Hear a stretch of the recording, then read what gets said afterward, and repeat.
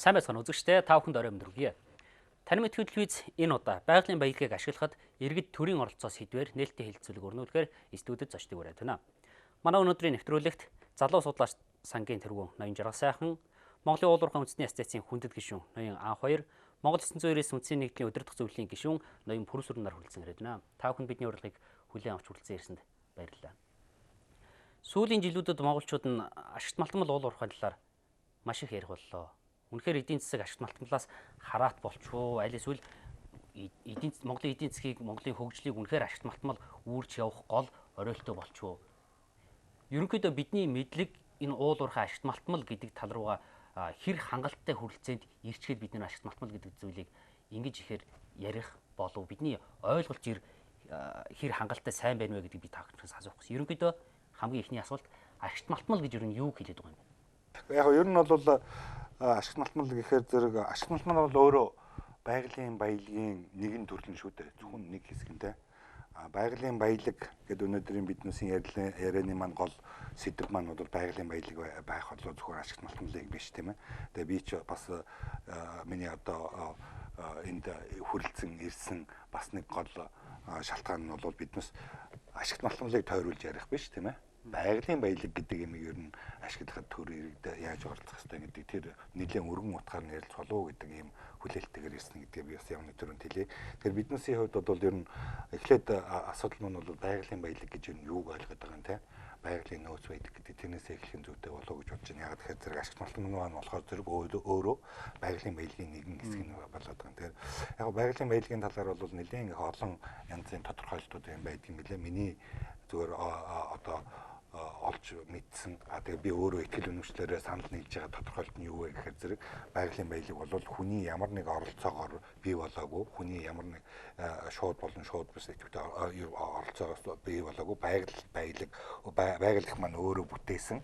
Тэгээ хүний хэрэгцээнд ямар нэг байдлаар шууд болон шууд бусаар хэрэглэгддэг энэ бүхэл зүйлийг бол байгалийн баялаг гэж ингэж ойлгоод байгаа. Тэгэхээр би энэ өнцгөөс нь бол биднээс өнөөдөр ярилцахын зөв болов энэ дотор бол одоо нөгөө газар ус байгалийн одоо нөгөө мод амтан за тэгэл одоо газраас ургадаг юмнууд маань бүгдээрээ орох бах те газрын хэвлээд байгаа юмнууд бүгд орох бах.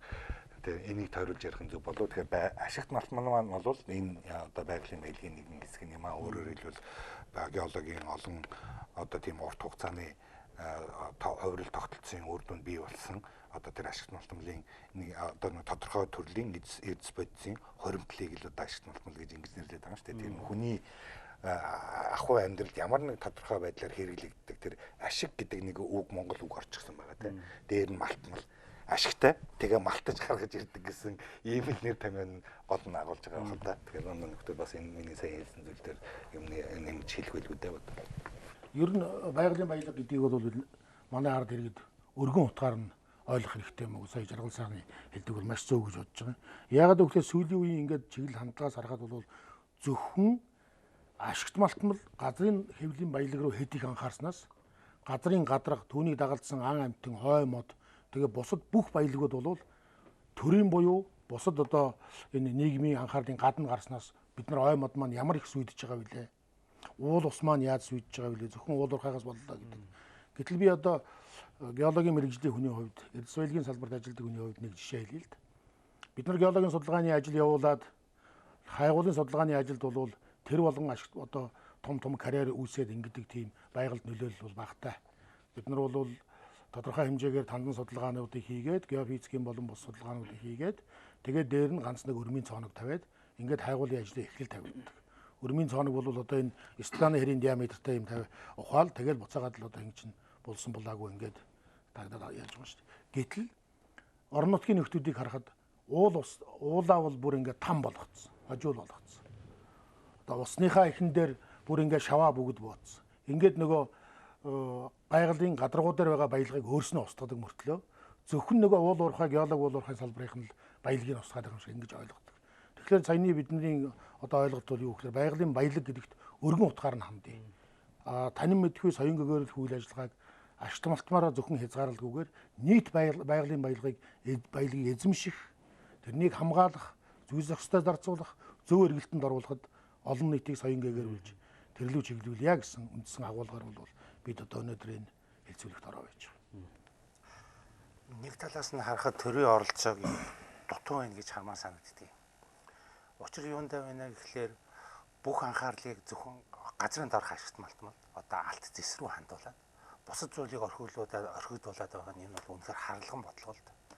Энэ нийтээр нь яг л одоо байгалийн баялаг гэдэг талаас нь авч үзмээр санагдаж байна. Илүү хүмүүсийн анхаарлыг илүү түлхүү хандуулах шаардлагатай байна бид нар өнөөдөр. Тэгэхгүй бол оюу толгой, таван толгой гэсэн энэ хідэн зүйлийг л ярьсаар бол бид нар өнөөдөр хамгийн гол үнэтэй зүйлүүдийг алдаж гүйцээд байгаа байхгүй. Ерөнхийдөө оюу толгой, таван толгой хөшөөч гэдэг нь олонний анхаарлын төвд байдаг гол ордуудыг ихэвчлэн ярьдаг боловч ялангуяа нийслэлд байгаа Монгол улсын хүн амын талаас илүү нь бол яг энэ байгалийн баялаг гэдэг агуулгыг өргөн утгаар нь авч үзэхгүй байна л да. Гэхдээ орон нутагт байгаа иргэд тухайн орон нутагт нь ашигт малтмалын үйлчилгээ нэмэгдээд ирэхээр байгаль сүйдж байгаа энэ нөхцөлд нэлээд бухимддаг дийнийгээ дагсан оролцооны хэлбэрүүдэд зохион байгуулалтад орж эхэлж байна. Ер нь байгалийн баялагийг ашиглахад иргэдийн оролцоо ямар төвшөнд, төрийн оролцоо ямар төвшөнд, үйлдвэрлэгчдийн хувийн компаниудын оролцоо ямар төвшөнд байх ёстой. За зөвхөн ер нь мэдээч хэрэг одоо нэг өгүүлбэрээр гэдэг юм уу одоо өнөөдрийн хилцүүлгийн хүрээнд биднээс одоо хамгийн оновчтой зөв тодорхойлолт ойлголтыг өгчих нь юу бол тийм ээ.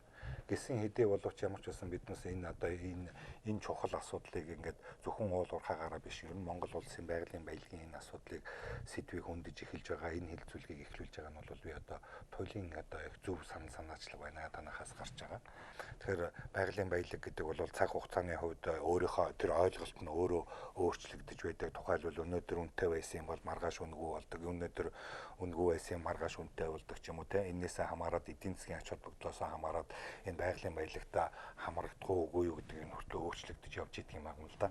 Жишээлбэл одоо биднээс юуны ураны гавал үзэхэд бол одоо 96 онд 97 онд одоо ер нь 2000 оноос өмнө бол ураны эсэл гэж гол бүтээгдэхүүн байдаг л да. Тэр ураны эслийн 1 паундын үнэ нь бол одоо олон улсын зах зээл дээр $7, $8 хамгийн үнэтэй $10 хүрчээсэн бол өнөөдөр $80, $90 хүрээд ингээд үнэ нь 10 дахин өссөн учраас бас энэ дээр хүмсүүдийн сонирхол нэг нэмэгдсэн болов уу гэж ингэж харагддаг.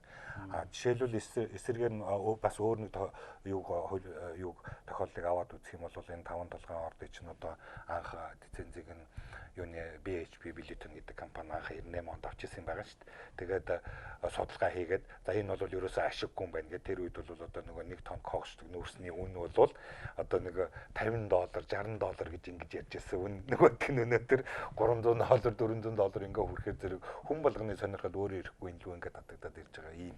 Эндээс би юудэд хэлэх гээд байна вөхөр зэрэг өчигдөр ашигт малтмалын баялагд тооцохдохгүй хүмүүсийн анхаарлын төвд байгаагүй юм бол өнөөдөр үгүй ашигт малтмалын маш их том чухал бүрэлдэхүүн болоод ингээд юу маань бол ингээд тэр ойлголт маань өөрөө цаг хугацааны хувьд өөрчлөгдөд явдаг юм шүү.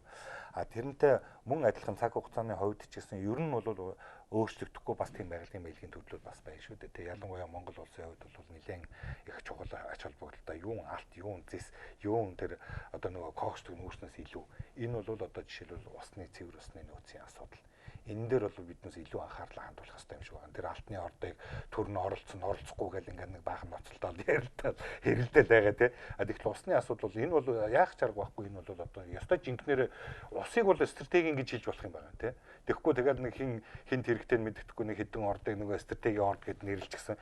Тэрэн дээрээ төр оролцсон гэл ингээд нэг баахан яваад байдаг. Энэ маань одоо зөв ч юм уу буруу ч юм уу за энэ тойроод мэтгэлцэн хилцүүлэг үргэлжилж байгаа нь бол их сайн. Зүгээр ямар ч байсан энэ байгалийн баялагын энэ асуудал дээр бол хамгийн ихний ээлжинд бол одоо бид хойд үеэ бодсон ч гэсэн тэр одоо үеэ бодсон ч гэсэн тэр энэ байгалийн баялаг гэдгийн цаана бол байгаль орчны асуудал өөрөө яах чарга байхгүй хамгийн ямарч асуудал. Тэр энэ ашиглаж байгаа төрөмч бай, иргэдэнч бай, хувь нийлүүлэгч одоо тэр хөрөнгө оруулагч ч гэсэн хамгийн ихний ээлжинд бол энэ байгалийн баялагыг ашиглахад бол хүрээлэн байгаа байгаль орчинд тавигдах одоо тэр талаар хүлээсэн үүргийг нь хамгийн дээд чангалах нэг юм шаардлага байна уу. Өөрөө хэлбэл урд нь бол одоо нэг нь хяндаг, нэг нь тэр байгаль орчноо хамгаалдаг байсан бол хэрэглэгч нь одоо өөрөө тэр байгаль орчны талаар хүлээсэн үүргээ биелүүлдэг, хамгаалдаг ийм ондоо олон улсын жишээ орж штэ тий. Тэрнүүгээр байх болов төрөн ч гэсэн тэр, иргэн ч гэсэн тэр энэ талаасаа бол одоо бид нэг эргэлт гаргаж бодох хэрэгтэй болов гэж бодож байгаа. Иргэдийн оролцоог би ялангуяа энэ байгалийн баялагын чиглэлд тэр тусмаа газар, ус, ой модыг хамгаалах чиглэлийг түлхүү оролцоосоо гэж бодож байгаа. Гэтэл бид нар өнөөдөр яадаг вэ гэхээр өөрөө модоо огтлчоод эргүүлээд хажуудлынхаа хүнийг мод огтлоход бай гэж хэлж чадхаа болчиход байгаа байхгүй. Энд чинь нэг талаас алдаа. Гэтэл ашигт малтмал ашиглаж байгаа салбар руу болохоор ерөөсө хүн болгоо ороод эхэлцгээ өнөөдөр. Хувь хүнч тэр, төрч тэр.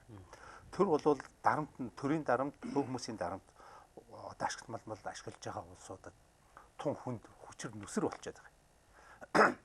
Энийг би хэдхэн жишээгээр хэлье л да. Жишээлх юм бол одоо хайгуул хийх хөдөө явж байгаа хүмүүсийг нутгийнхан бол одоо зүгээр ойлгох гэсэн. Энэ манай эцгийн өвлжөө. Энэ манай тэр авгахын өвлжөө бууц. Та нар яагаад энд одоо бидний юм хөндөх гээд байгаа. Гэтэл хайгуул гэдэг бол яг үгээр тэр доор байж байгаа газрын баялагын нөөцийг тогтоох юм байна уугүй юу гэдгийг л судалж байгаа улс шүү дээ.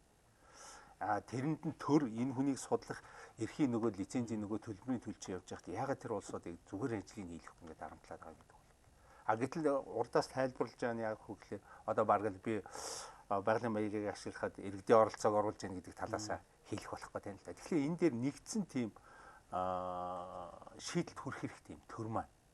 Яг гэвэл энэ ч болохгүй асуудлаа. Та оролцохдоо өөр сумаар оролцсон. Тэ жишээлбэл эдгээр зөв юм хийж гэнэ, буруу юм хийж гэнэ гэдгийг хянаа. Буруу юм хийж ивэл тэр зохих байгууллагад нь хэлээ. Тэд нар асуудлыг шийдэхээс биш та шийдэж болохгүй гэдэг талаас нь хэлж байгаа. Төр яах вэ гэхлээр аль болохоор энд оролцоогоо багасгах хэрэгтэй. Хянах талдаа. Тэрнээс биш одоо жишээлх юм бол чи энэ ордыг ашиглаж болохгүй гэдэг талаас нь илүү хянах талаас нь зөв ашиглаж байна уу, буруу ашиглаж байна уу, байгаль орчныг нөхөн сэргийж байна уу, сэргээхгүй байна уу гэдэг талаас нь оролцсон төлхөө хэрэгтэй юм болов уу гэж санагдав. Ер нь саяны асуултаа уялдуулаад үндсэндээ төр иргэн ашиглалтын салбар буюу зөвхөн ашиглалтандаар хязгаарлахгүй гэдэг байгаа шүү дээ. Одоо ой модыг ашигладагч бай. Ер нь байгалийн баялагтай харьцаж байгаа тэр салбар дээр нь дотоодын ч бай, гадаадын ч бай хөрөнгө оруулалт гэсэн энэ үндсэн 3-4 субъектийн хоорондын үйл ажиллагааг зохицуулах нь бол үндсэндээ хуулийн зохицуулалт л та. Гэхдээ бид нар энэ хуулийнхаа түүхийг одоо хүн болгоо 97 оны хууль бол Монгол улс ямар их хүнд байлаа. Эрдэс баялагын тухай ярих нь битэл элсэн чихэр гурилаа яаж олох вэ гэдэг тэр үед одоо үнэхээр гадаадын хөрөнгө оруулалтын наашин татъя. Байгалийн баялагийг одоо нээн илрүүлэхээс илүү нээдсэн зарим ордуудаа эдийн засгийн эргэлтэнд оруулъя гэсэн тийм зорилго тавьж төрийн оролцоог бол үндсэнд нь бол хязгаарлаж өгөөд гадаадын хөрөнгө оруулалтыг бол дэмжсэн тэрнийг хөхүүлэн дэмжсэн юм бодлого явуулсан. Гэтэл тэр нь бол одоо тодорхой хэмжээнд үр дүнгээ өгсөн. Гэтэл одоо бид нарын ингэ яриад байгаа энэ асуудал одоо энэ хэцүүдсэн асуудлыг бол бас бий болгосон. Яасан гэхлээр маш олон хүн лиценз эзэмшиж, маш олон хүн хайгуулын ажилд мэрэгжлийн бус хүмүүс оролцсноос бас маш олон хүн ой модыг огтлж хот руу зөөснөөс маш олон хүн хадлан талбайг бодлогогүйгээр ашигласнаас газар тариаланг технологийн бус ашиглаж өчнөө газрыг одоо бүр атаршуулж ингэж шороон талбай болгосноос одоо үүдсэн тухайн орон нутгийн оршин суугчид тухайн орон нутагт ажиллаж байгаа тэр байгалийн баялагт ажиллаж байгаа хүмүүсийн хооронд зөрчил гарч ирсэн. Тэр зөрчлийг бол одоо яаж зохицуулах вэ гэдэг асуудал бол бидний тулгымгцсан асуудал болоод байна шүү дээ. Тэгэхээр энэ хуулийн зохицуулалтаа бол бид нар сайжруулах гайл 2096, 97, 2006, 10 одоо 22 оны хуулийн хэлцүүлэг гэх мэтлэн ингээл явж байгаа. Тэгэхээр бид нар ярихдаа бол саяны тэр одоо бид нарын энэ ярилцлагад орж байгаа хүмүүсийн байлгаар байгалийн баялагт жигд хандъя. Ер нь жигд хандъя. Тэгэхээр бол тэр хүмүүсийн одоо байгальдаа тавих, экологтой тавих тэр боловсрал нь бол ерөнхийдөө өргөн хүрээг хамарсан жигд шодрог байлгахад л одоо бидний энэ ярилцлагын үйл ажиллагааны гол зорилго оршно гэж ингэж бодож байна. Ер нь ингээд харах юм бол манай үндсэн хуулиар чинь манай одоо Монгол улсын нутаг дэвсгэрт байгаа газрын хэвлэлд байгаа бүх байгалийн баялаг бол одоо нэг ард түмний мэдэл байна, төрийн өмч байна гэдэг нэг үндсэн концепцийн том шийдэл байгаа байхгүй тий. Тэгэхээр тэрнээс үүдэж бас их олон дараагийн нөгөө шийдлүүд нь хамрах хэрэгтэй юм шиг байна. Тэгэхээр бидний ингээ харж байгаа зүгээр миний хувьд ингээ харж байгаагаар бол энэ төр бол өөрөө байгалийн баялагын өмчлөгч нь өөрөө мөн. Тэгэхээр зэрэг одоо яаж яах вэ зэрэг за одоо нөгөө мод аваад үзье л дээ тий. Ой модны.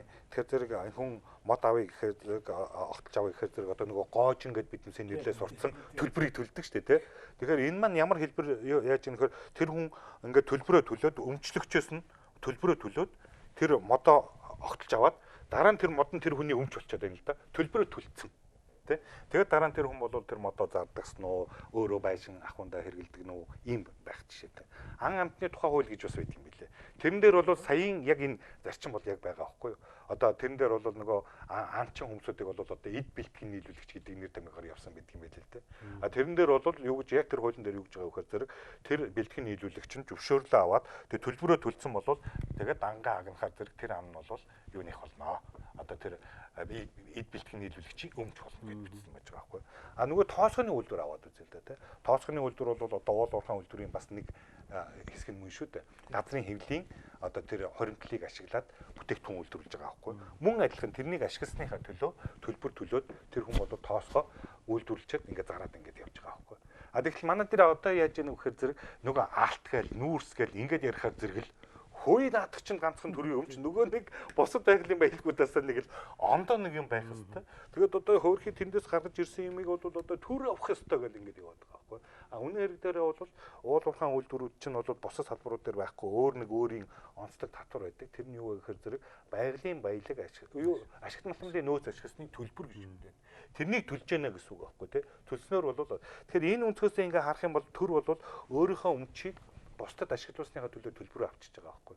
А тэгээд дараагийн юм дээр нь бол төр уг нь оролцмооргүй байгаа. Өөрөөр хэлбэл тэр ашиг хайгуул хийх, тэгээд хайгуулын нэг чинь асар их том зардал бөгөөд өндөр үргэлжлэлтэй юм байна тий. Тэгээд дараа нь ашиглалт явуулах, тэр ашиглалт чинь мөн адилхан амар өндөр эрсдэлтэй юм байгаа байхгүй.